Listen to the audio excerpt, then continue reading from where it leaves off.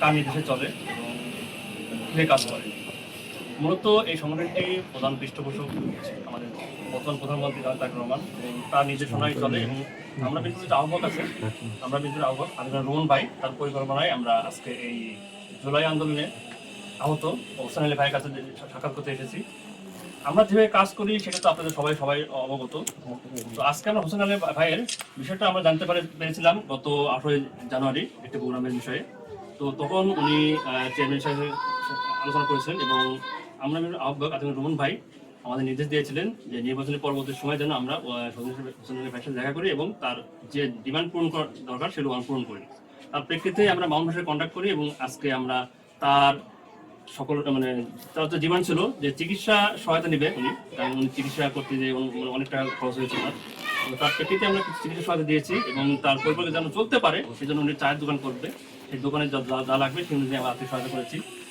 আর এইভাবে আমরা সারা বাংলাদেশে মোটামুটি আমরা এখন পর্যন্ত প্রায় 43 জেলায় গিয়েছি।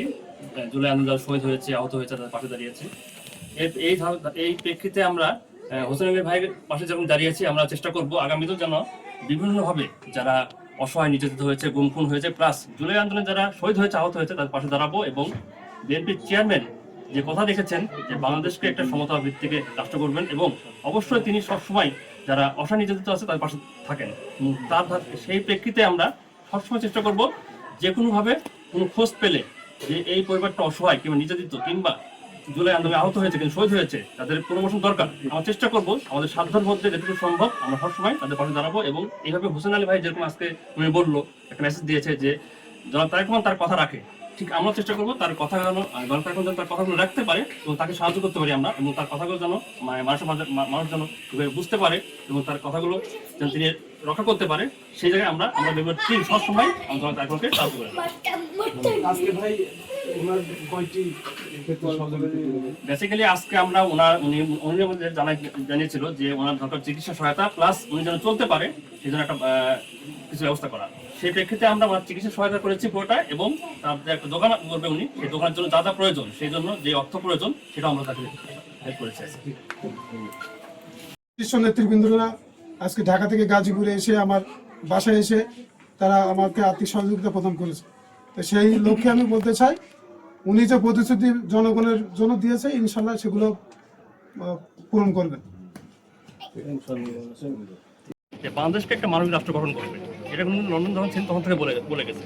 যেই কারণে উনি কিন্তু সবসময় মানবিক কাজগুলো উনি মূলত যে কোনো একটা তথ্য পেলে সরাসরি আমরা বিএনপি আহ্বায়ক আদিনা রোহন ভাইকে উনি প্রেরণ করে এবং তার মাধ্যমে আমাদের কাছে তথ্য চলে আসে। আর আমাদের যে টিমটা আছে, আমরা টিম, সেই টিমটার সাথে আমরা কন্ট্যাক্ট করি এই ভুক্তভোগী পরিবারগুলোর সাথে। এবং বর্তমানে আপনি জানেন যে গত 17 বছরে শেখ হাসিনার আমলে অনেক গুম খুন বা নির্যাতিত পরিবার আছে এবং এছাড়া অনেক অসহায় পরিবার আছে। এছাড়া 24 আন্দোলনে যারা শহীদ হয়েছে, আহত হয়েছে জুলাই আন্দোলনে, তো সেসব পরিবারগুলো অনেকে অসহায়। তো এইসব পরিবারের পাশে দাঁড়ানো হচ্ছে এই আমরা বিন্দু পরিবারের মূল লক্ষ্য। এছাড়া যারা অসহায় আছে, অনেক সময় আহত নির্যাতিত হয়েছে, অনেক সময় বলতে পারে না মুখ করে যে তাদের সাহায্য দরকার, সেসব পরিবার কোনোভাবে যদি বর্তমান প্রধানমন্ত্রী তার শুনতে পারে যে পরিবারটা অসহায় আছে, সেই পরিবারের তথ্যগুলো নিতে আমাদের নির্দেশ দেন এবং আমরা তার পাশে দাঁড়ানোর চেষ্টা করি। তার প্রেক্ষিতে আজকে এই হোসেন আলী ভাইয়ের পাশে এসেছি আমরা। যেহেতু উনি জুলাই যোদ্ধা, গত 24 আগস্টে উনি পুলিশের গুলিবিদ্যুতে আহত হয় এবং মারাত্মকভাবে আহত হওয়ার কারণে ওনার এখনো হাতে ব্যান্ডেজ আছে। তো ওনার চিকিৎসা উনি অতটা আর্থিকভাবে সচ্ছল না, কিন্তু ওনার চিকিৎসা প্রয়োজন, চিকিৎসা করতে গিয়ে উনি অনেক আর্থিকভাবে ক্ষতিগ্রস্ত হয়েছে এবং সেই প্রেক্ষিতে আমরা আজকে এসেছি এবং ওনার চিকিৎসার জন্য যা প্রয়োজন সেটা আমরা দিয়েছি। এছাড়া উনি যে চলবে, একটা মানুষ তো তার পরিমাণে চলতে পারে, সেই জন্য তার যে দোকান করবে সেই দোকানের জন্য প্রয়োজনীয় অর্থ আমরা দিয়েছি।